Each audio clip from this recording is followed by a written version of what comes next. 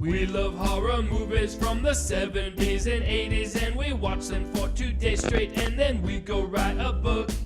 Now we're looking back at every title, one at a time, in this podcast that we put out monthly.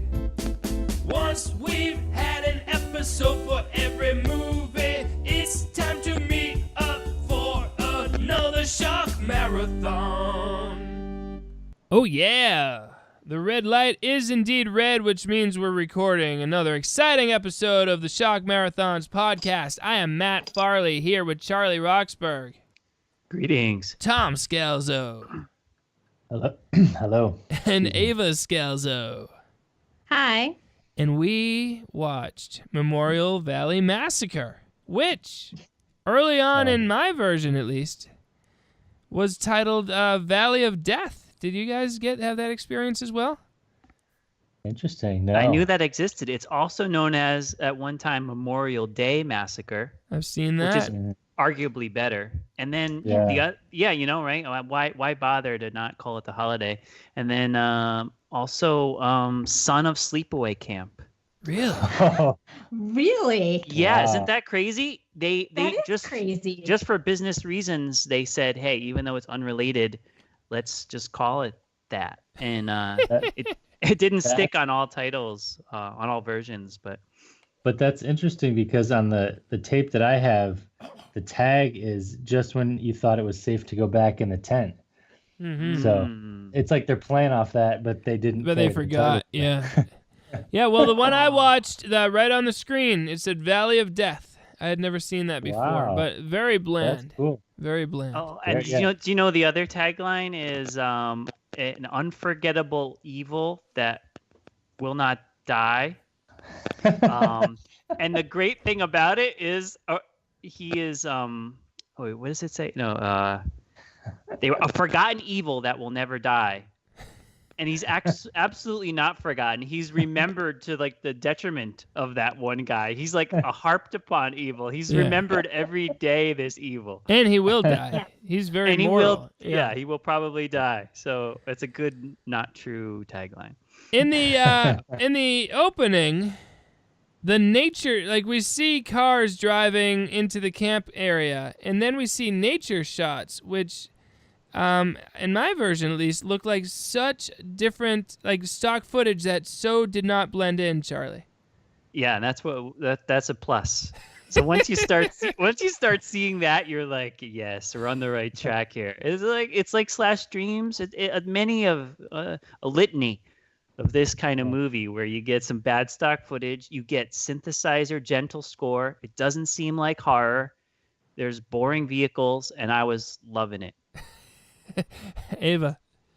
So, to me, it just reminded me of Before Dawn. What is that one? Before Dawn. Just Before Dawn. I was like, wait a second, are you tricking me? And is this another boring? We're out in the forest. Yeah. Oh, what a relief that it was not that. But yeah, for sure, it starts off with that. We got a car driving in the woods, and we get to look at animals clearly not filmed on the same day, or same continent, or you name it.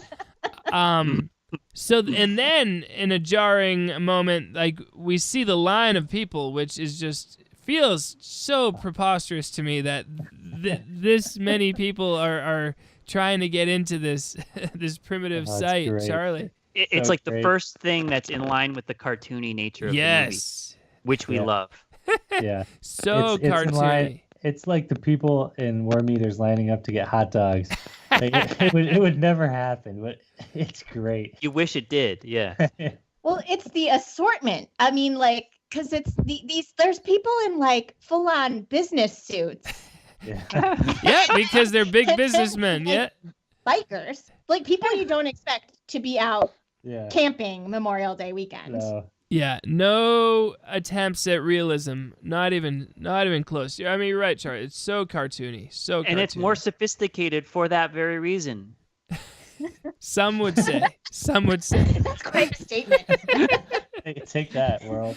Now let's listen. The big boss, the guy who owns the place, he is not happy with his workers, and let's listen to how he talks to them. idea, Mr. Sangster? You have been up here 4 months to make this campground operational. I show up for the big opening, Memorial Day weekend, and now you tell me the camp is not ready for the public?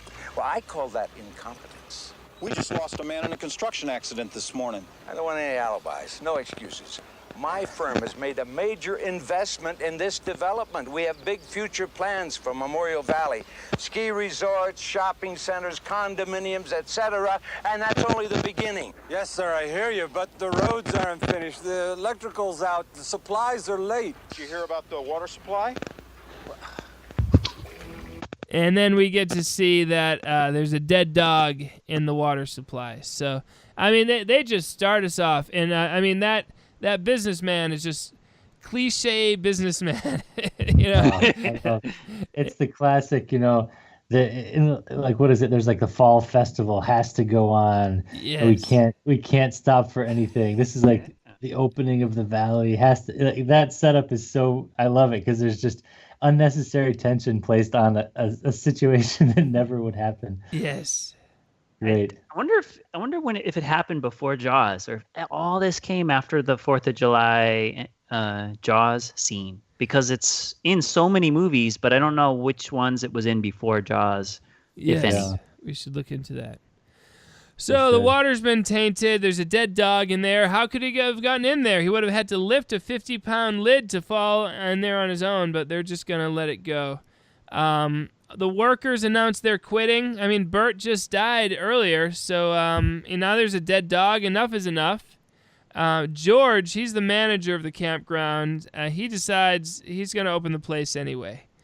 Then we meet Dave, the son of the owner of the camp, the son of the big businessman. He's more of an earthy kind of outdoorsman compared to his dad.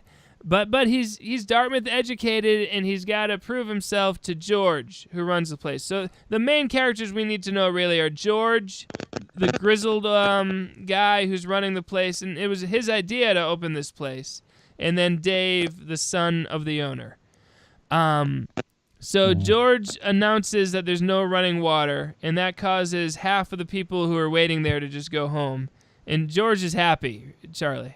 And I think the filmmakers are probably happy because they're like, yes, all these extras gone. They're like, you know, we're down to like this few people. Absolutely. Well, even in that scene, like he's using this megaphone, and there's still only like they're all standing super close to him, and there's maybe like 20 people, and you end up with 10. Yeah, that's true. It doesn't match the traffic jam. The traffic jam is not matched by the people. It seems to me, but hey. Yeah. Now we're going to meet some of the campers in a segment in which people drop lots of things and bump into things. That was an enjoyable little montage.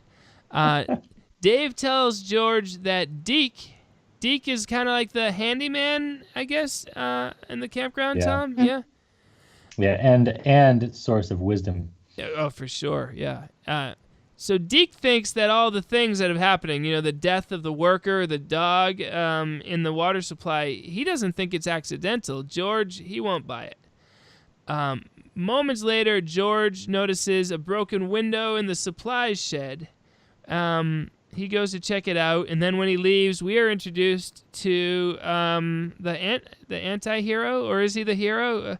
I guess, is the caveman good or bad? I know no one knows. No one can say. Yeah. But he's not enough of a rebel, really, to be an anti-hero. He was hiding behind the door.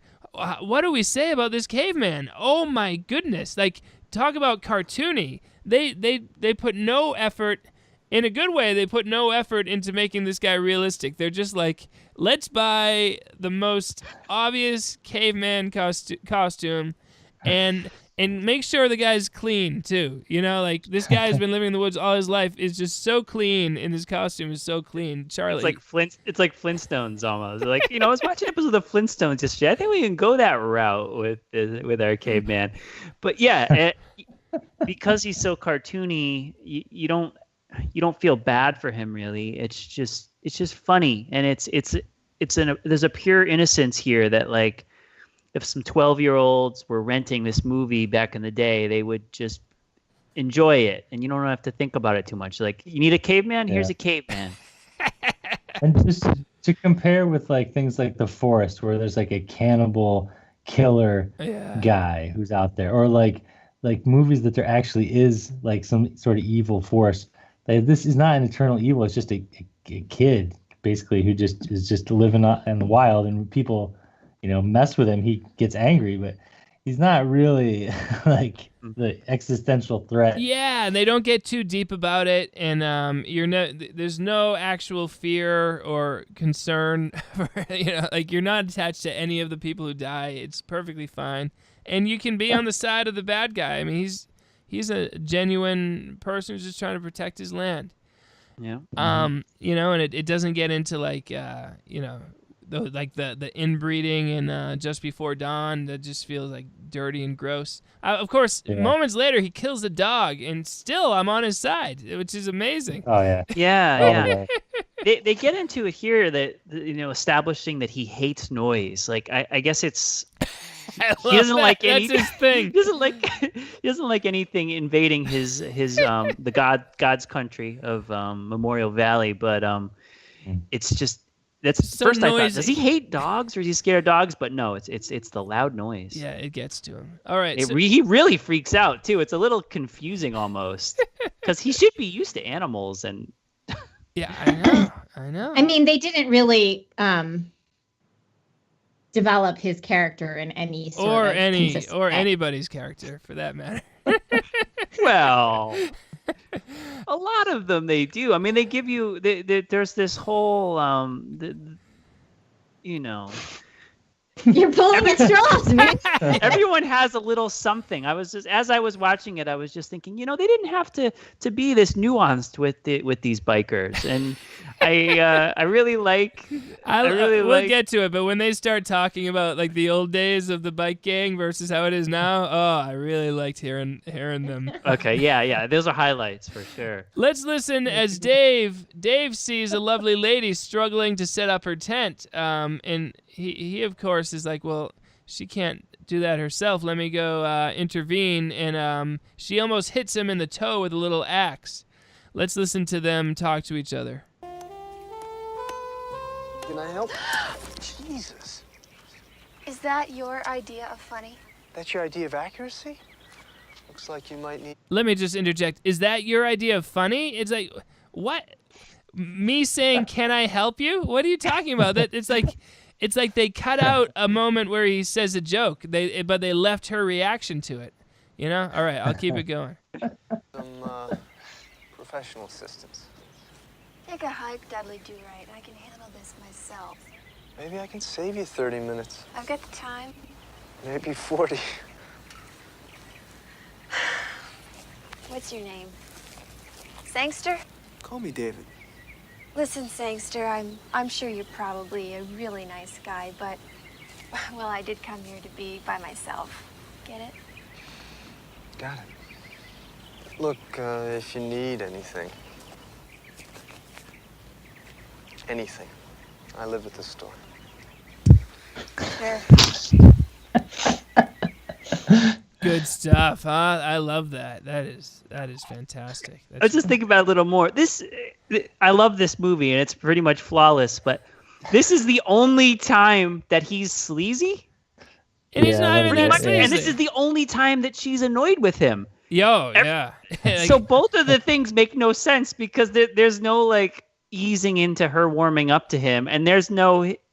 every other way, he's kind of a guy you sort of like. He's like, he's not stuck up. I have two words though, Charlie. Inner sanctum. That's all it takes. Oh, the inner sanctum. When he discusses the inner true. sanctum, that's the moment. That's the journey from this uncomfortable meeting to the love affair that is consummated that night. I'm pretty sure. That's true. Yeah. I love to. Instead of just saying, I'll be at the Rangers office, he's like, I live at the store. Like, what? That's pretty cool. And he just got there that day, right? Yeah, I live at the store. I mean, by that, I mean, I put my bag down there 10 minutes ago. I live there. By store, a place that doesn't sell anything.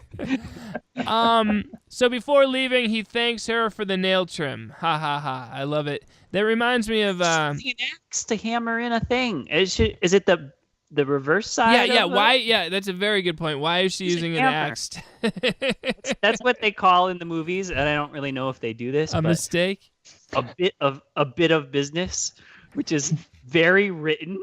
It's a Yeah, very written yeah. moment. Like, okay, you're using the little hatchet like this, and she's like, "What? That doesn't make sense. Just do it." Yeah. I'm looking at the script here. You're using this hatchet like this, and it almost hits his toe, and it's like this funny thing, and everyone's like, It's like in Campus Corpse. In Campus Corpse, when they have the conversation by the tree and someone's eating an apple, and then he walks off camera, and then he throws the apple back to the character who's still on camera, and then you cut the scene, and it's like, oh, so example, written. right early So with a capital written. W. Ugh. Good call.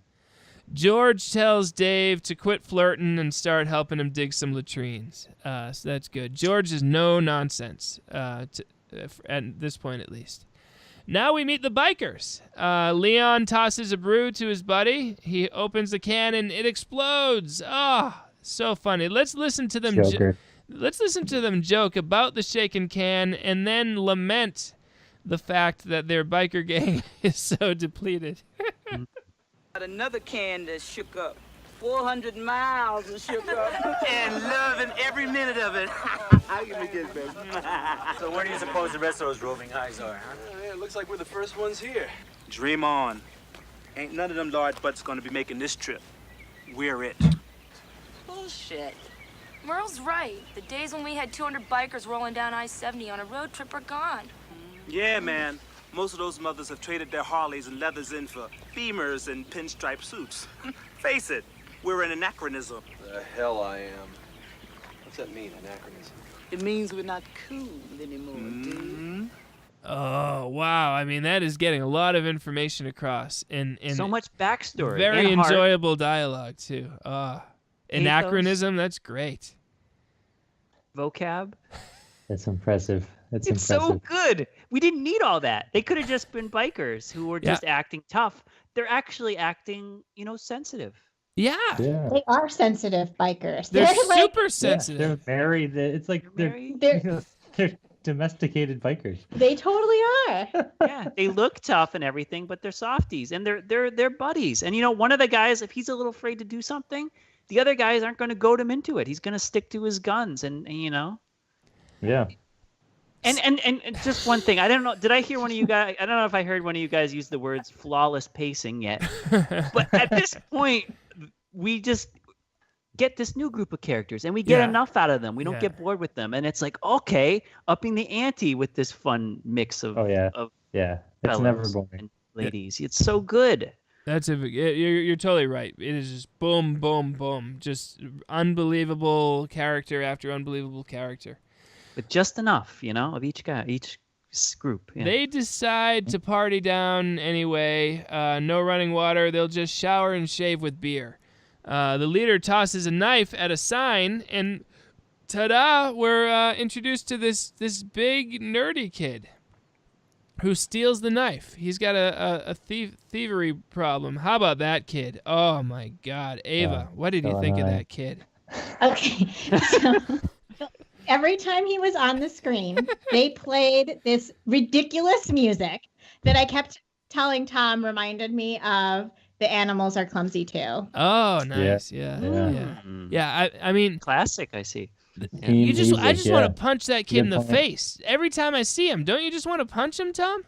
Yeah. Oh yeah. He's like, what's the kid from Caddyshack? He's kind of like that kid from the Caddyshack that's always whining about stuff. Yeah, just so clean cut and weird. Yeah. So that's and great casting. Great Oh casting. yeah. Perfect. Although he looks like he's like 30, like 30-year-old dressed as a kid, right, Charlie? I guess so. But how about also the segue with the knife, just to talk about how well done this movie it's a is. good way to get us into a new character. Yeah. Segue to new character, then knife established, and then it pays off again later. If they had just like thrown a beer can and then it went, which would have been fine too, but it actually goes into a thing that pays off. Yeah, it's very true. All right. Now George checks his pocket watch and talks about how his dad gave it to him. What is going on with the sound of this like classic gold ancient pocket watch? And every time you open it, it's like ding ding ding ding ding, like synthesizer music. And Yeah. Like, wait, is this the soundtrack or is this It's an the anachronism. noise coming It from? was very confusing. It is an anachronism. How many pocket watches play music? It's not like it's a And jewelry box. it would be authentic chimes. It would not be like a cheesy 1980s synthesizer. Oh my! It took me a while to realize that music was supposed to be coming from the It took me a while to put that together. Me too. Yeah, it's not Keeps obvious. you on your toes.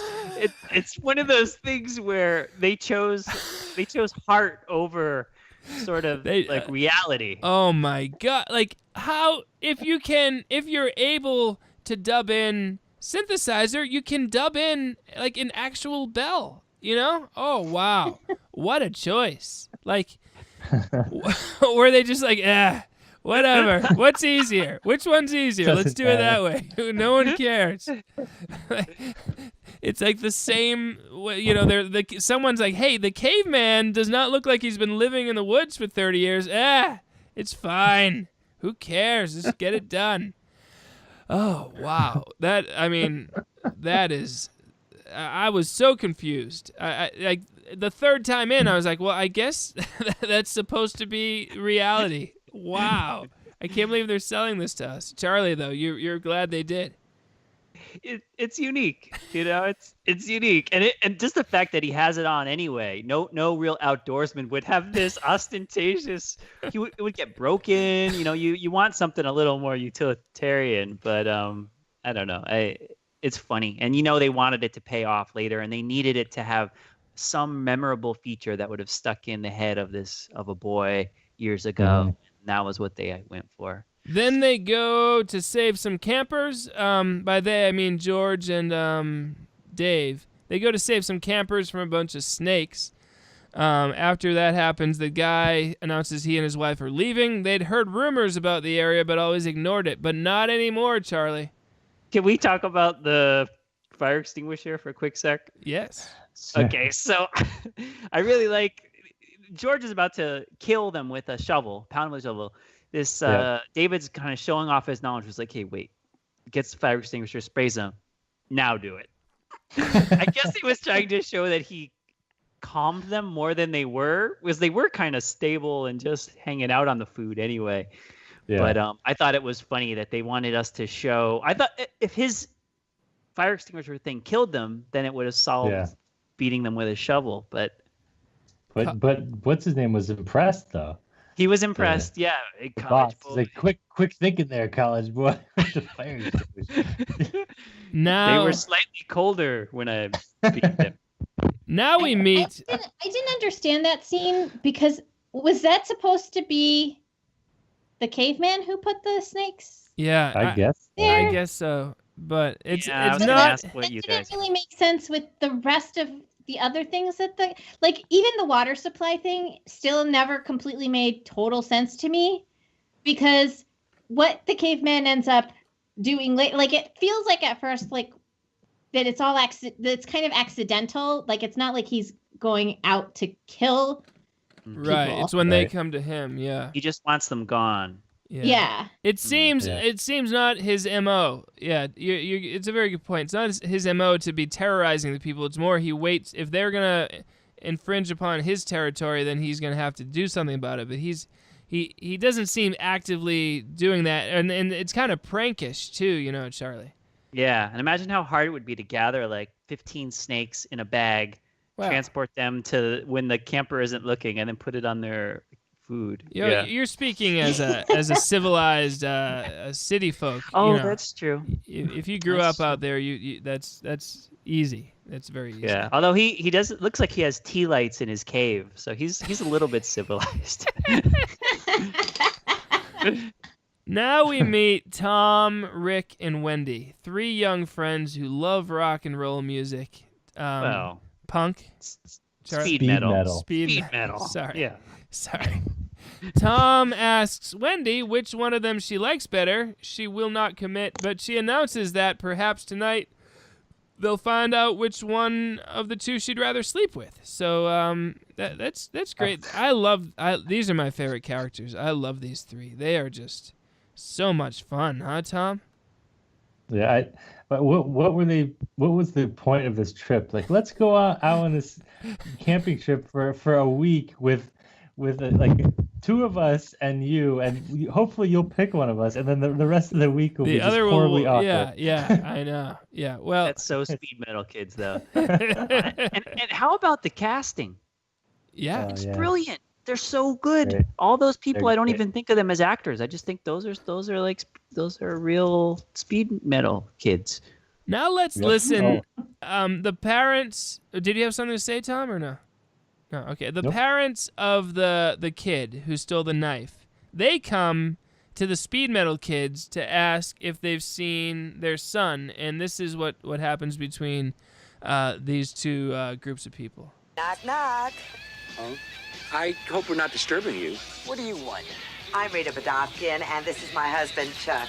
Say hello, Chuck. Well, I'm Mo, and they're Larry and Curly. I'm sorry, I didn't catch the names. Would you mind turning that music down a bit so I could hear you? Check you, Farley. Hey, what's the matter? Don't you like speed metal? Forget it. Listen, we were wondering if you've seen our son. He's a big boy, a little younger than you, I guess. Blonde hair. He took off the minute we got here. We just haven't seen him since. Does he look sort of like you? Why, yes. Sort of dumpy and stupid. Now, just a minute. Kind of fat and weird. Never. He's probably out in the woods, humping Bambi. Or maybe he's plugging up a knothole in some tree. Come on, Chuck. We don't have to stay here and be insulted. Yeah, you can go somewhere else and be insulted. Oh yeah, I love that. That is some good back and forth. Isn't that just fantastic, Tom? It's a little mean, but I like it's true to their characters, I guess. It's not as like the fighting in say Curse of the Screaming Dead is a lot like feels more real than this fighting. Charlie, do you know what I mean? Yeah, it has a little bit of a sitcom air to it. You know, if you're watching like Small Wonder and the neighbor comes over, you know, it could be something like the tension between those two groups. Or it's good stuff. Now they find their kid just as Dave has taken the key to the kid's four-wheeler. So you know, it's been explicitly stated. I guess it's not a four-wheeler; it's a three-wheel. What do you call that machine, Tom? ATV. ATV. Yeah. Thank you. ATV. Let's listen to the back and forth here. This is it's really enjoyable dialogue, really like over the top, bright, lively characters. I'm entertained. You tell your boy here to give my son back the keys to his bike. Yeah, I wasn't gonna ride it. I was only gonna check out the engine. Oh, you know who he is? He's Francis from Pee-wee's Big Adventure. Oh yeah. Yeah, that's who he is. Let's hear more. You know it's against the law to ride bikes here, ma'am. Yes. It's a stupid law. We have a lot of money invested in these machines. Ma'am, you've got to understand that the natural balance in this valley is very delicate. Any invasion of the ecosystem by unrestricted vehicles like this one could destroy that balance. That sounds right. I want those keys back now. David?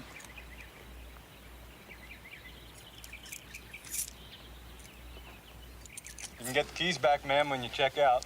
In the meantime, if you ride either one of these bikes, you can expect a substantial fine. Come on, David, we got work to do. You folks enjoy your stay here.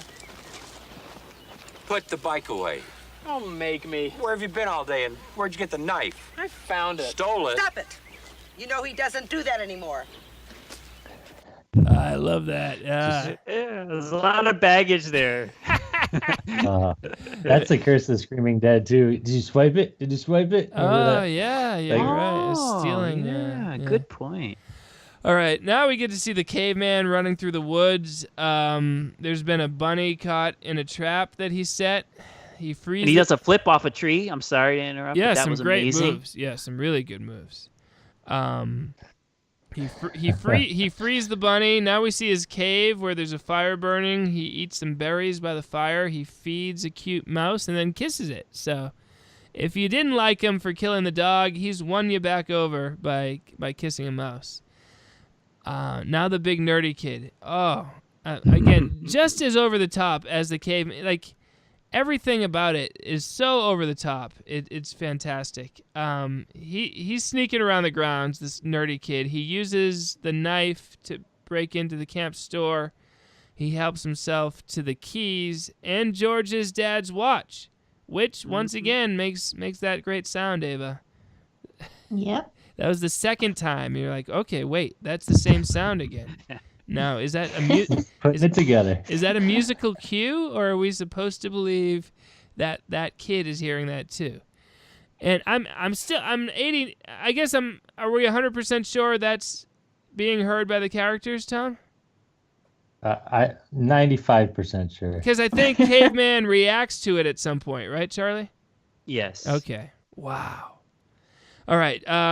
Now George visits the military guy in his trailer. He's introduced to Gloria, who goes by Pepper. Peppermints. Get it? Oh, she asks. Yeah. And I'm going to say no, I do not get it. I didn't get that either. His name is General Mintz. Oh, his last name is Mintz? Yes. Well, thank you. Do they ever bring that up again? It's on the side of the camper. It's so really subtle. If you blink, you miss it. I'm impressed. Charlie and Tom both picked up on that. I blinked too, Ava. Don't worry about it. Yeah. But it's And so I should say subtle. that- It's sophisticated. Yeah, it really is. Yeah. It's a nice, but if you didn't see that sign before he goes in, it doesn't make any sense. No. Correct. That's a risk. It's a risk, yeah. But this guy's William Smith, also, by the way, who's a kind of a legend in the horror, the annals of horror. Nice. He's been in quite a few things.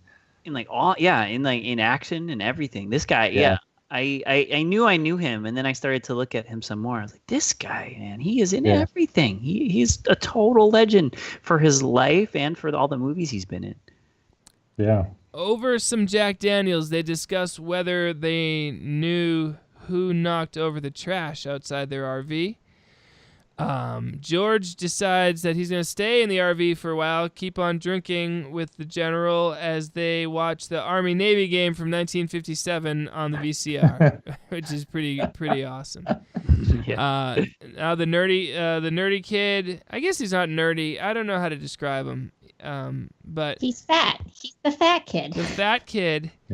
He's a little spoiled too. He seems like he Spoiled. gets away with a lot of things. Spoiled fat Yeah. kid starts riding on the bike that he was told not to use. He's a despicable person. He really is. The caveman hears the noise. Oh no, he's distraught. And so he uses one of his traps to knock the kid off the bike. Then the caveman attacks the bike for a bit. Like he doesn't seem to know which of the two things is a living thing, which I don't buy. I don't know if I buy that. And you're proven right, because later he knows how to disable the Jeep. He open, the hood is open. He's taking out pieces, so he Right. understands, and he's seen cars before.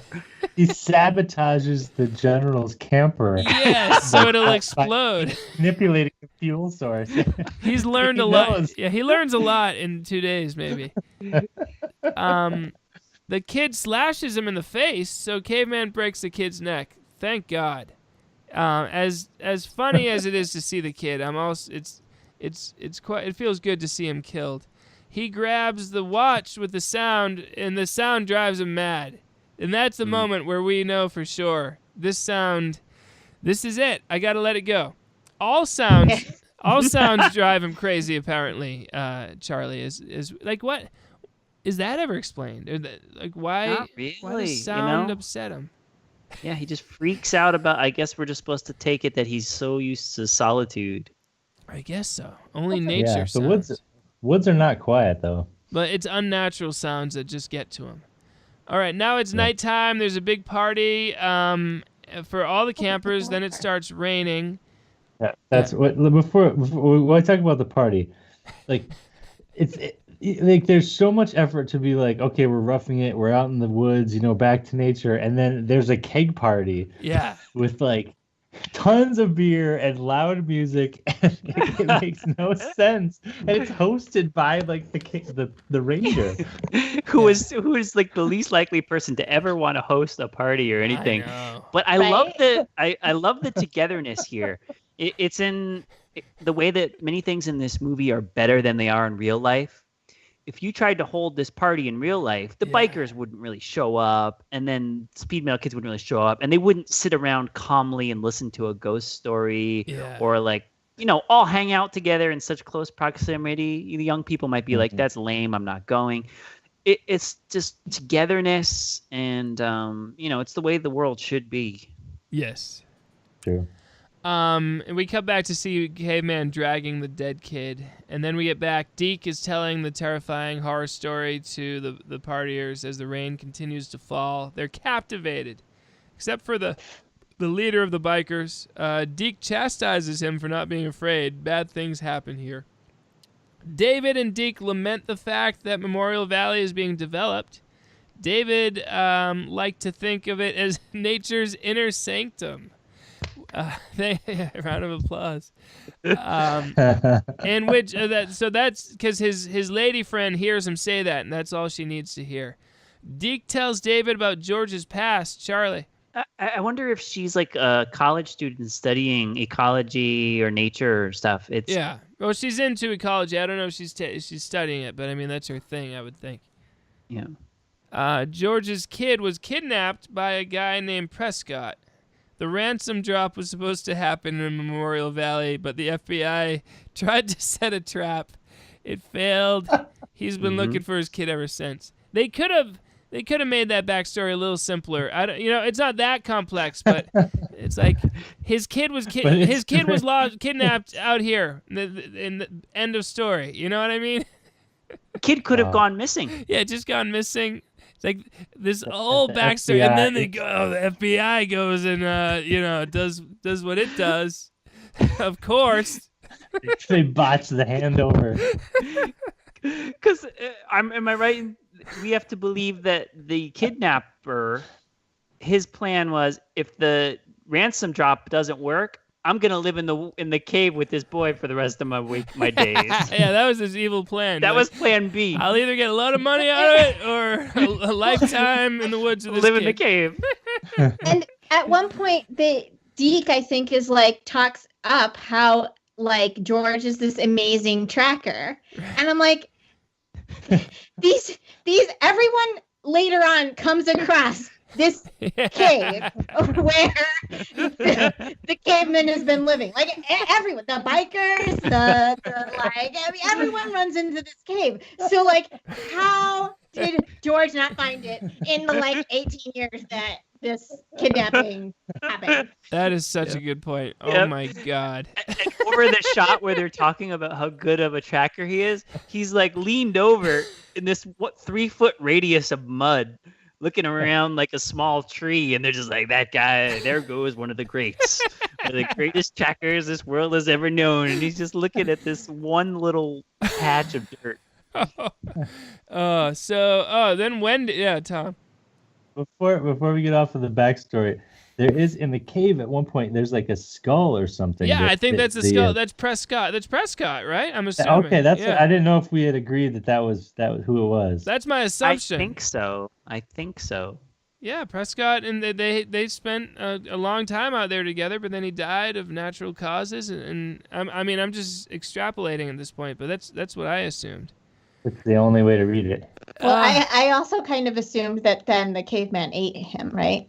Ooh. Because he's a skeleton. He's not. There's no. It's like a pristine. Interesting. I don't think we ever thought of that. I don't know. That's where my mind went. It's very possible. Very possible. Now Wendy starts dancing seductively in the rain for everybody. It's cold but nice, she explains. And her two friends take her back to camp. I mean, she is. This is a very provocative performance out there, especially in front of these bikers. We don't know how chivalrous these bikers are. But Wendy... Surprisingly. Well, their wives don't enjoy it. Their wives don't like it. Wives aren't happy. And in fact, one of them, I think, says, like, come on, honey, watching that other girl has gotten me in the mood, which every woman wants to hear that, I'm sure, Best come on ever.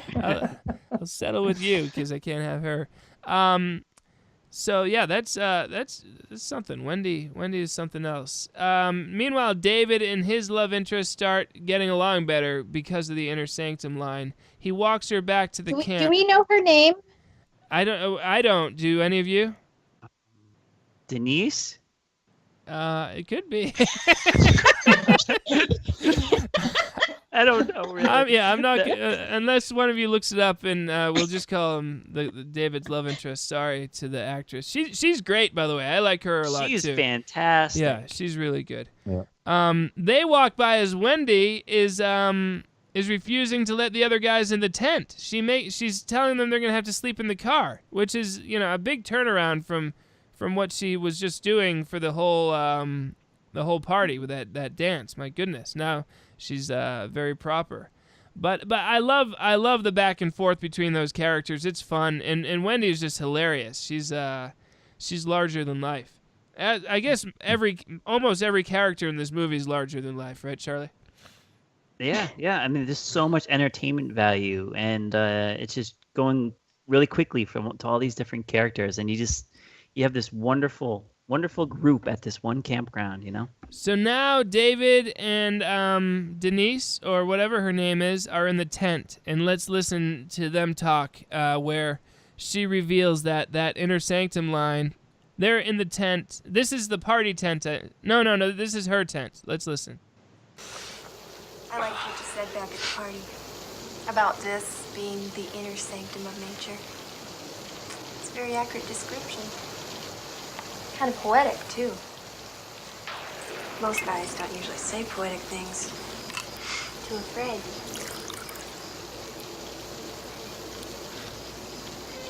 When I was a kid, I used to come to this valley Yes. with my dad every summer. It was a long time ago, but even then I knew it was a very special place. To the inner sanctum, Memorial Valley.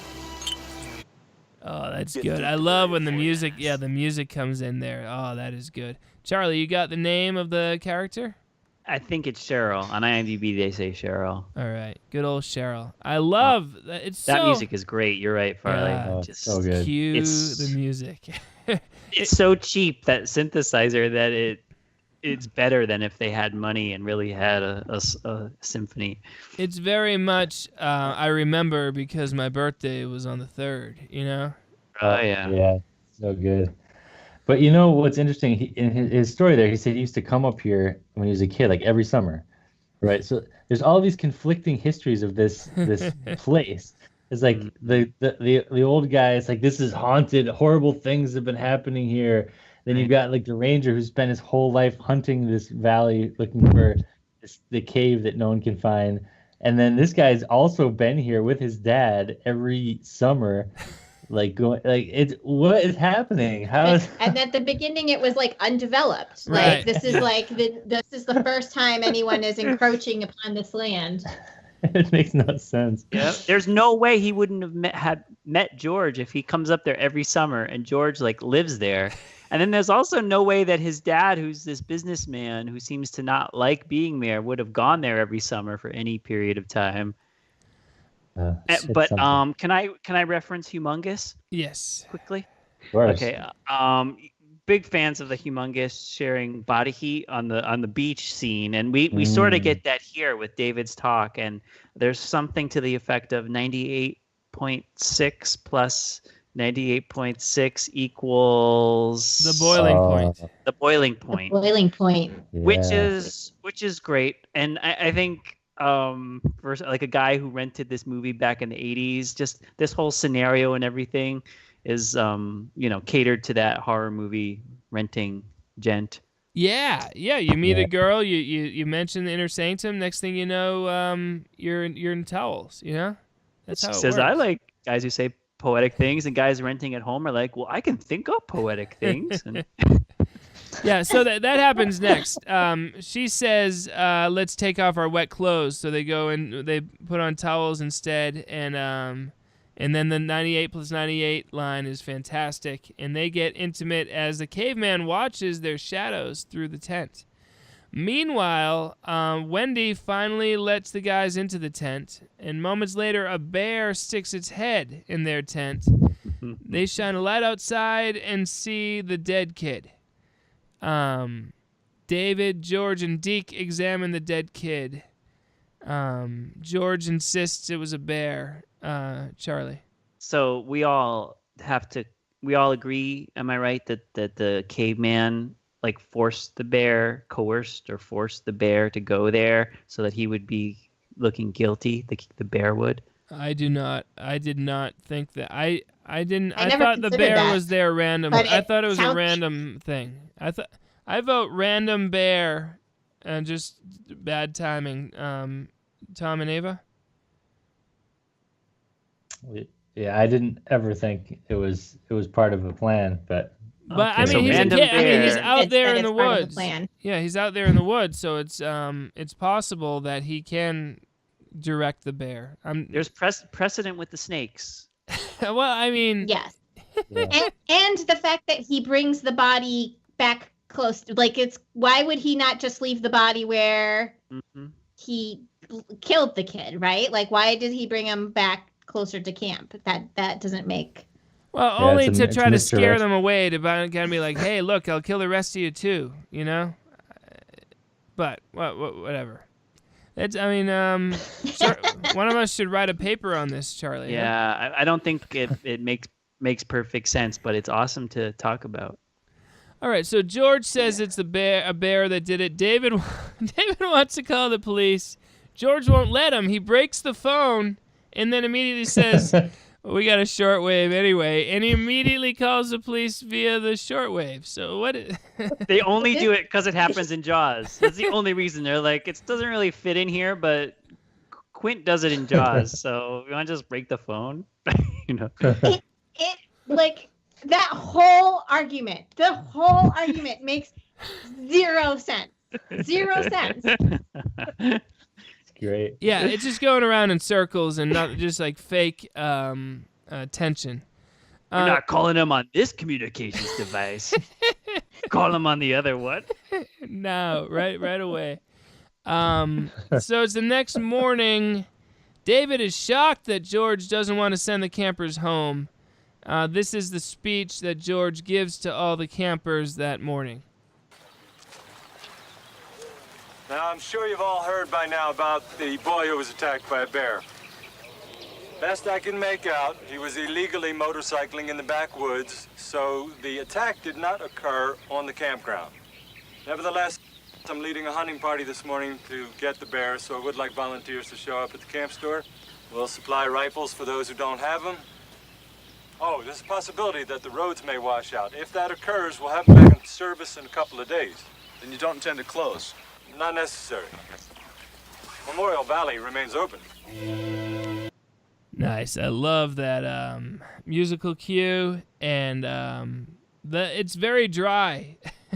His matter-of-fact way of saying No, both everything. the It's great. climate though, for this, like, these washed out roads. I'm not seeing Yeah. it. They even reference it at one point. They're like, it's not raining now, like, but it will. You know, like, I feel like the Does it script. ever rain? It rained that night of the keg party. It The was script raining. calls. Oh, that night, yes. Yeah, the script But, calls like- for more rain than they had when they were filming, I think. Yeah. I love his speech though. Anyone like paying attention to his speech, like there's holes all over the place. You know, it's like the body was found in the middle of the campgrounds, but he said it was way in the woods somewhere. But no one questions it. And then he's like, I'm gonna get a hunting party together. Whoever wants a rifle. Yeah, let us just hand them out. We're gonna go for it. It's such a bad plan. Rifles for everybody. Yeah, rifles for everybody. Whoever doesn't already have one, you know, it's like, I would go for the general and then maybe the ranger and leave everybody else at home. Yeah. Miners. Okay, so now after the speech, many of them leave. Only our favorite characters are going to remain. The bikers decide to go searching for the dead kid's bike. One of the bikers doesn't want to go. He implores the ladies to talk sense into the men, but it doesn't work, so just the two bikers go out there to get him. That's a good moment, huh, Charlie? Wait, it's fun. Yeah. Ava? Isn't that the moment right there, just before that David and the lead biker guy have this like really intense conversation. I don't know. He comes over to talk to them.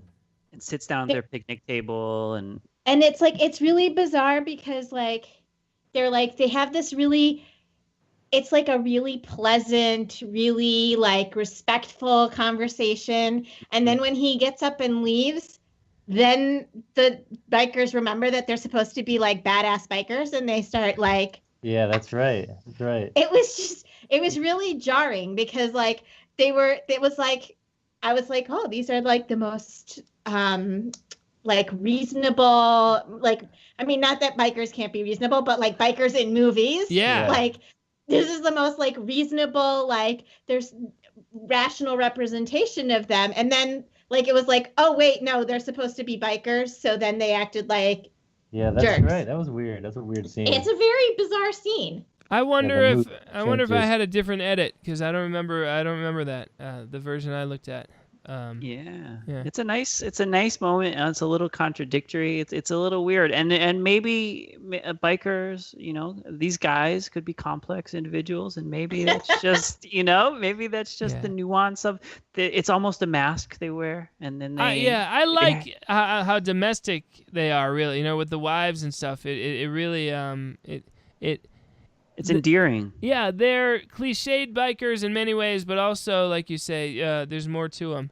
Let's listen now. Wendy and the two guys discussing whether they should join the bear hunt. They're passing out guns and ammo at the camp store like it was candy.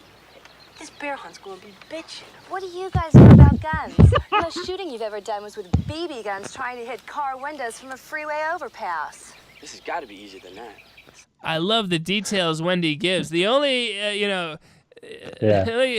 she could just say you've only used BB guns, but she's like shooting car windows from a freeway overpass. It's so great. Yeah, and you would think she would have said shooting like Atari, but she says shooting an actual gun that's just less powerful.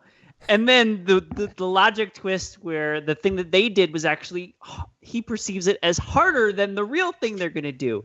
There's so much sophistication packed into that. Let's listen to more. The bear drew first blood. He tore my tent. Go ahead, do your macho thing. I'm staying right here. All by yourself? Are you sure you want to? You may wind up like that Podolkin kid. Yeah, man. He looked like raw hamburger. But if you don't want to come... All right, I'll come. But I'm not going to shoot any stupid guns. That's our girl. I love these characters. They are just fun to hang out with. They're really cool. George gets his military friend to join the hunting party. The two bikers are lost in the woods. Wendy's two friends are running around acting like they're in a war movie. That's a fun and they don't discourage it, really. They're just kind of like, these kids are dumb. Let's let them keep the guns and continue to do it. I know. You'd think that George, like the master tracker, would not put up with that at all, Yeah. So then one of them gets caught in a trap. The trap is made of a vine. George attributes it to poachers. Dave points out that poachers would probably use rope. And boom, the hunting party's over. There's so much going on, Tom. There's so much going on. That my favorite part of this is when David says, "But yeah, poachers wouldn't take the time to make this rope out of vine." And William Smith, the general, like points at him like, "You are right." It's like a subtle little moment. It's great. Well, how about the fact the hunting party is over, then they just like go back to the camp, and it seems very shortly after that they're back to hunting again. Like plot-wise, like just have the hunting party happen. Why did we have this false start? And no, like whatever reason they have for hunting again, at least, and we'll get to it, it didn't seem like enough to justify complicating the plot more. Any thoughts on that, Charlie? Yeah, well, you know how when they say that perhaps a beautiful gem, which has a slight imperfection, is all the more beautiful. It's how that little bit of this movie, which is a beautiful gem, has this slight thing that might not be just right. That's the thing. That's the one thing. Yeah, thank God. The bikers find the caveman's cave. which the tracker, as Ava skillfully pulled out, the tracker unable to find it in about 20, 30 years, it seems. And these bikers are drunk. Drunk bikers just stumbled into the Wandering cave. There's a skeleton in it, which we assume is Prescott. One of them wants to keep the skull as a souvenir to show off to his buddies at the bowling league. That's a good little detail. I like that. So the caveman kills the lead biker with an axe and then chases the other one with a spear. Charlie. And a little plot thing, they also find the newspaper article, which talks about the kidnapping. So you can guess that Prescott, would still kind of make a trip into town or something to read up on it and see what happened, and then he saved it. Yeah, apparently, yeah. It's a funny little detail. They kept the clippings. Meanwhile, back at the camp, Wendy stays at camp with a gun as the other two guys go for the second hunt. So they're already going on a second hunt. They just ended the first hunt. I'm gonna let it go, but that's crazy. Beautiful gem. Meanwhile, the second biker gives the skull back to the caveman, who accepts it and seemingly is going to be like, truce. But then after like just a little beat, he starts chasing him again right into this this hole with a bunch of spears in it that he falls into and dies. So that's fun and cool. Now the hunting team finds the cave. Again. The tracker had been unable. George had been unable to find it forever, and if they had just hiked 5 extra minutes beyond the vine trap, he would have found it. Right.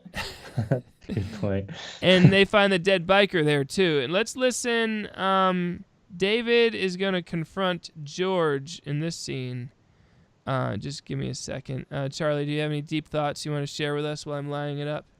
I'll bring up the tea lights, I guess. It seems like the caveman has taken the time to artfully arrange some miniature candles, perhaps scented, I'm not sure, of intervals around his camp. So he's not without a tender decorative side. Pretty comfortable looking in there. Oh yeah, it's very nice. Let's listen to them discussing how they're gonna handle this situation in the cave. You knew. Good God, you knew all along there was no animal doing this. You could have stopped it. Might be my son. Your son? Who the hell cares? That kid! He killed that kid! You guys are cover up, you son of a bitch! This was not ridiculous! Cut it out! Oh, that's Deke breaking it up there. That is high drama. And boy, the music, not subtle, huh, Tom? Oh, throughout. It's throughout, great. yeah, it's so never. Heavy-handed, yeah. Never subtle was like the directions that was given to the composer. Any chance you have, just bring it up even more. So yeah, Deke breaks up the fight, and then David's love interest, Cheryl, is that right, Charlie? Yeah. Cheryl tells them to go warn. Then David's love interest tells them they got to go warn the others at the camp. George sends one of Wendy's boys. I don't know which one it was. It's Tom or Rick. Should we mention at the beginning of the movie, they're carving all 3 of their names into a tree, by the way, at the beginning. We didn't mention that. Yeah, and then they want to take the tree home. Don't they mention that too? Yeah, they do, yeah. It's a funny relationship. Poignant. So he's going off to run and warn the rest of the others. Not a good idea to break up, I would say. The rest of the group decides they need to bring the dead body back again. I think it can wait, Like, that cave is obviously very easy to find. So the caveman breaks into George's office or the store, I guess, whichever. I guess it's the same thing, and destroys it. Then he destroys the Jeep, like Charlie mentioned. George, the master tracker, while they're carrying the body of the dead, biker, George is able to pick up the track and see that the kid they sent ahead of them took a wrong turn. I don't know tracking, Tom, but is it that easy? Just like he glances. It seems to come and go with this guy, though. It's both easy and hard. Wait, that twig right there is bending that way, so he must have gone straight. But 20 years ago, I couldn't find this huge cave. So then they split up and discover the 2 dead bodies in the trap. So that's that. They return to camp. Tom goes to get the general. So I guess it was Rick who died, right, Charlie? Rick? Correct. Yep. So now Tom goes to tell the general what's going on, and the general refuses to leave the RV. I don't mind a little one-on-one, he tells the kid before telling him to scoot. Charlie? The actor was only like available for filming probably for like a day and a half. So they're like, "No, General, you don't want to go. You stay in the RV and you don't interact that much. We take too much time to move the camera." Yeah. Tom finds a caveman tampering with the RV's gas line in the back. Caveman kills him with a knife, and then the general lights a match and the RV explodes. That was a money shot, huh, Tom? I think they enjoyed. They were proud to have that shot. Yeah, it was impressive. It really had it all. It had a cheesy one-liner from William Smith when his wife asks him how he likes his steak, and he says, "Well done," and then they explode. and the caveman tampering with the fuel lines. I mean, there's so much going on all of a sudden. Again, it's they just keep amping it up. It's great. And we should note this is the same caveman that yesterday couldn't differentiate between an ATV and a person. He is now. And he had to assume that they were going to light a match. I mean, I guess eventually he might know they'd light a match, but he didn't know that the general smoked cigars. Yeah, maybe he did. He's been doing a lot of. Yeah, maybe he did. Yeah. All right. The group is trying to organize itself. They realize that Emily, she's one of the bikers. She's vanished. Turns out she's looking for her dead husband, I guess. Meanwhile, Wendy is frightened. Back at her camp, is frightened by some noises. Wendy is the speed metal girl. She goes into the tent, and then a hand reaches through. "Go away or I'll shoot," she says. She shoots. And then, what a moment, Ava, when we discover it's not the caveman. Nope. It's Tom. It's our good friend Tom. He wasn't killed by the caveman back at the RV, and he struggled to get to the camp only to be shot by the girl he loved. That's poignant, huh, Tom? Yeah, I'm still a little broken up about it.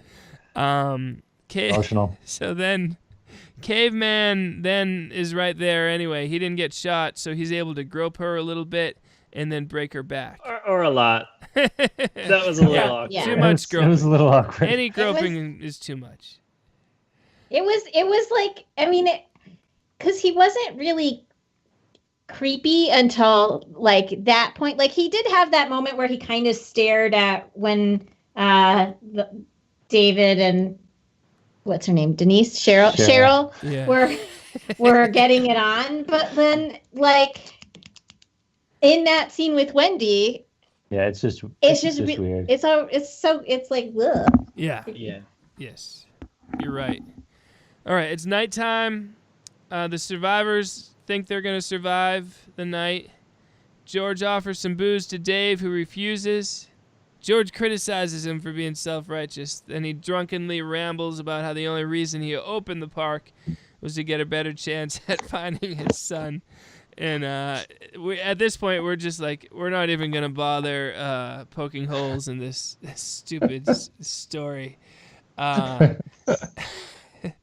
What a brilliant scheme George had. You know, I know what I'll do. I'll convince a rich guy to hire me to run his campground, which is step one of a huge plan to just totally like develop the whole thing. Strip malls and you name it, you know? Okay, right? Don't they even say strip malls, Charlie? Yeah. Oh, yeah. Condos, ski resort. Oh, my God. Anyway, Emily, who is still out there searching the woods, she gets killed by the caveman. Deke foolishly leaves the group to fire up the generator, I guess. He spills the gas after seeing the dead Emily, And then Caveman runs at him with a torch and sets him on fire. And then the burning Deke comes running towards the group, who can only watch helplessly. Am I missing anything? Any points I should, Charlie? These are the big, movie-wise, these are the big pieces that helped it get major worldwide distribution. Yeah. And the RV exploding and this thing. And the least fun, as far as I'm concerned. Yeah, it is. But they're checking off the boxes that you can put a trailer together and, make it look like a real movie, I guess. Explosion, check. Burning Man, running, check. Yeah. All right. Now Caveman's driving a tractor at them, I think. It kills more of them. Only George, David, and Cheryl are alive at this point. Charlie? My emotions and mental state echoed the characters at this point, where as their night was, they were getting very weary. Yeah, it's dark, it's disinterested. They're a little bit too much Jack Daniels, and I'm watching it and I'm falling asleep, and I'm wondering who is somebody just died. I think. Yeah, I know exactly what you're saying. Just like, okay, just kill who needs to be killed and end this thing, please. And we're still all in these dark scenes, so nothing against the movie, but I did sort of lose some of the details here, where especially this point where there's like a truck driving and then like a bus flips over on some people or something. Yes. Yeah. Yes. So not into it at this point. David tries to shoot the caveman, but George stops him. George tells them to leave without him. The sun comes up. George follows the caveman into the wilderness, avoiding some traps along the way. After narrowly avoiding a falling tree, which apparently is another trap, right, Tom? Mm-hmm.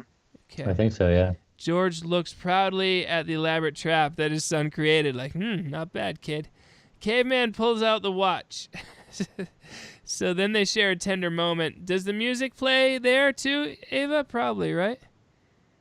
Yes, he does. It does. Thank God. Thank God. But then, and that is the final moment. A tender moment between a man and his long lost caveman son. But then, a quest fulfilled. Fulfilled. But they're gonna start a relationship. You're gonna rekindle that bond. But no, George steps on a trap that caveman didn't. Caveman was so distracted by meeting his father for the first time in ages that he forgot there's a trap right in front of him that kills George. Oh no.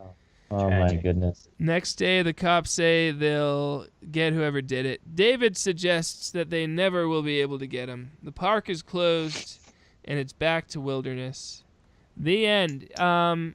Let's hear it from Memorial Valley Massacre. Let's hear Charlie. Let's hear you love this movie. Let's hear your review. Yeah. Well, when I think about the pantheon of greats, and when I try to think of something that I just really, really, really want to watch, it's this one. And it's because it's so entertaining. It's bright, it's cheery, it's cartoony. It has surprising depth at times. It's surprisingly confusing at times, of course, but I really like the innocence on display. It speaks to the 12-year-old in all of us. And I think that if someone tells me, what's a movie like this? What movie would you put on a list that has this sort of innocence and still is a horror movie and has a little bit of comedy or whatever? I'd be hard pressed. I'd have to start researching. I can't think of it off the top of my head right now. And it's independent, but it's not super low budget. We're not in the Curse of the Screaming Dead kind of realm here. Usually when I think of a really, really low budget movie, it's like, does it have one of the producers' backyards or house in the movie? But it's a notch above that, yeah. This is above that. I mean, they had a bank with big funding and everything. So just to sum it up, I think it's incredibly entertaining and it has a certain innocence to it. And it was a real gem of the VHS rental era. You could have a good night at home with a party, a sleepover, watching this thing. Tom, your review? Yeah, I mean, I agree. It's one of those movies, like, I remembered almost all of it. Even though we probably watched it in the middle of a marathon of 23 movies or something like that. But nothing was a surprise. Like some little minor points here and there that I didn't remember, but it just stays with you, and it engages you from the beginning. And I kept probably annoying, but I kept telling Ava "Isn't this great? Isn't this the greatest thing you've ever seen?" It's a good way to get someone to like a movie, to just keep on pushing them. Ava, what was your review? I mean, it is entertaining. It's got a lot going on. I was gonna say, honestly, it reminds me a lot of your movies. Well, so because you guys we just watched what was it, the River Beast? River Beast, yeah. What's the name of that? Don't let the River Beast get you? Don't Let the River Beast Get You. I was trying to remember the full title because I just am fixated on River Beast. So we just rewatched that, and there's 5 million storylines happening in the movie, and in some respects, all the characters that are in River Beast, it just kind of reminded me Well, yeah, I mean, we stole. We actively stole. A lot of storylines happening, and they all come. It all comes together. Yeah. Yeah, I mean, the reason you feel that way is because we took notes watching Memorial Valley Massacre, and said, let's do it just like this. so it was not. That's not a coincidence at all. Yeah. And if we had a bigger budget for a pocket watch, it would have had that pocket watch with the Casio keyboard sound. Yeah, it's a very, very entertaining movie. Those last 15 minutes are, not really bearable, and but I feel that way about most movies. Halloween 4, you name it, Charlie. It just goes by you. It's okay. It's not. It doesn't become sleazy or anything like that. It's not too glossy. It's not overly loud or scary. It's just a little confusing and dark, and it's not awesome as the rest of it is. It's not offensive. I think that's what makes the difference is it's just that short bit right at the end, and they're clearly just trying to up that body count. Yeah. And I mean even because they get rid of the characters that get rolled over, the bus rolls over on them or whatever. I'm those 3 were dead immediately. That was boom, and then you just kind of see the bodies, and then you move on to the next group of characters that were gonna just kick the bucket. That's true, yeah. Yeah. I mean, that's a minor quibble, and I'm glad it's when they did kill 3 at once. I was like, oh, good, all right. We're that much closer to the end. At least we don't have to watch one at a time meet their demise. So and it's later 80s. What year is it, Charlie? It's credited as 89, I think, but in our book we wrote 88. Yeah, I bet you it's right around there. There's probably both of those. You can tell. I mean, you can tell by the brightness. I like the brightness. It does not get glossy, but it's not as grainy as early 80s. And by the speed metal and the biker people, they feel a lot more mid-late 80s than early 80s. Those type of characters, it seems. But it doesn't fall prey to the glossiness or sleaziness that is in a lot of the late 80s stuff. So it's really it's the best of both worlds in that it's easier on the eyes for quality wise, but in terms of content it maintains the lightheartedness of the earlier half of the decade. You guys agree on that? Yeah. Yeah, I mean, it's surprising. It's rated R, but it's surprising. Almost it's very every wholesome. One of these kind of movies there's no nudity. There's not really much gore or anything like that. Although I did a few double takes for Wendy. I was like, is Wendy wearing a shirt?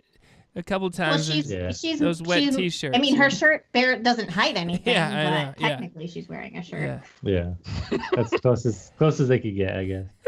But it felt it is wholesome. Seriously, it's very wholesome. It's weird. Yeah, I don't know. Yeah. It's got this brightness. What did we award it, Charlie? Oh, this is good stuff. Okay, so Memorial Valley Massacre was winner of the best screenplay. And deservedly so, because it's weaving all these characters together, and it's got a tight plot. It's got the phone, the watch, and everything else. So, good choice by us. Continue. It was nominated, but didn't win Best Death for the clothesline / beating of the mischievous chubby boy. And let me interject. It's not so much that that's a great death as it is like it's a great relief that kid is gone. You know? Yeah, it's so justified. Yeah. Well, part of that too is the beating of the ATV that's tied in with the. Right, which we had part of it illustrated and immortalized. So also, John Caso, the caveman, was nominated for Best Actor. Wow. I think due to the flip he does off the tree. Best Villain as well. Is he even a villain? But I know. Yeah, continue. He's more a force of nature, a wild boy and everything, but we bent the rules for him. Yeah. Robert C. Hughes, the director, was nominated for Best Director. Yeah, because it's a lot of work to weave all that together, much like for the screenwriter. Yeah, and I'm sure it wasn't easy out there in the woods and all that night shots and everything. Got some good performances too, really, out of these people. I got one thing though. I do get the feeling that if you turn the camera around, there's like a busy road, like right. It did not really feel deep in the woods. That's very true. And finally, nominated for Best Picture in Shock June. It did not win, but it was nominated. Interesting. Wow. Are you able to find out what beat it out? Give me a minute while if Tom has any shock memories or anything. I don't know. Yeah. Left. I'll just say quickly, shock memories. I remember, like Tom's, like you said, I remembered most of it. There were no surprises. This movie really, it's bright and well paced and has got memorable characters galore. So it's not, other than that ending that gets a little boring. Like you remember all of it, right, Tom?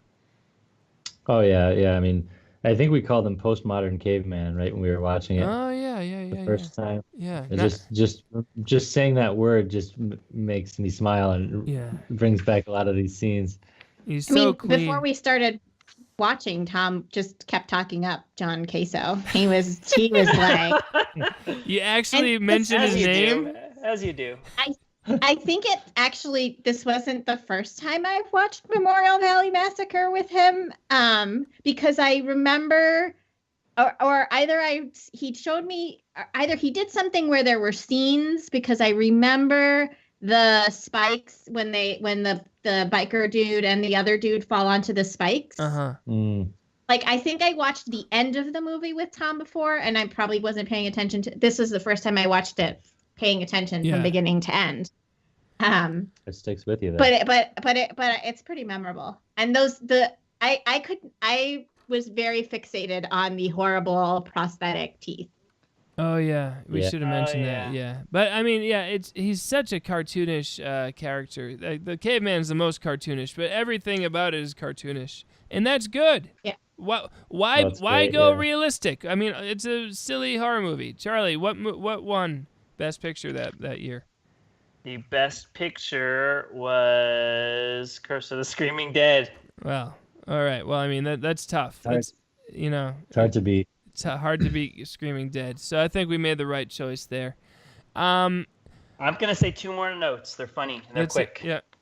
I was looking at the credits. One is that they thanked Bush's Baked Beans, who probably supplied a bunch of baked beans to the set, and I enjoy imagining that when the actors were like, "Time for lunch break, everybody! All right, who wants some maple bacon baked beans? We got your brown sugar baked beans." Like on that campground.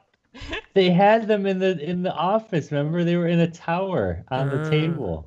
Yeah, I mean, when I think of baked beans in film history, I think of Memorial Valley, and the other hilarious thing is that they thank Tecate beer, but they spell it wrong. We noticed that too. Who doesn't check the corporate? I actually did a Google search just to make sure that there wasn't some unknown Tecate brand. I did the same. I did. You and I were both the only two people on Earth probably double checking TICATE beer, and that's great. I love that ineptitude. That's great. Yeah. Wow. Well, That's really impressive. I didn't even look at the credits. I was just like, okay, it's over. Thank God. And I like that movie. Sorry, and nothing, but we're all busy. But also, just like so many movies feel the need to have these epic endings that are so boring. From like I already mentioned, but Halloween 4. It's like I'm having such a good time, and then it's just like darkness and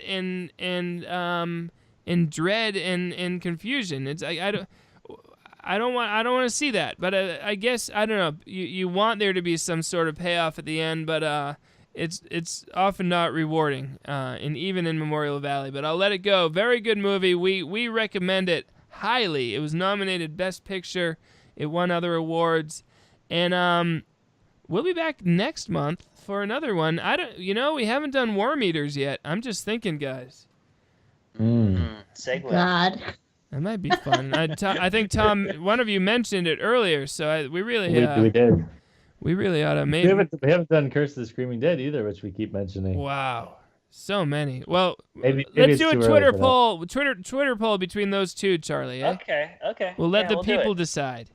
The people usually let us down. Throw a third movie in there that we don't want to review too. And I usually put Rana in there, and I try to get people to pick Rana with subtle manipulations, and it just doesn't work. I would vote for Rana over Worm Eaters. Ooh, now it's coming down to it. All right. Well, you have a vote, Ava. So and frankly, so few people vote that it's. I know my vote matters. It counts. Until sway the whole thing. Listeners, check Twitter, check at ShockMarathons Twitter to make sure you vote. And until next month, I'm Farley saying goodnight for Tom and Ava and Charlie. Charlie.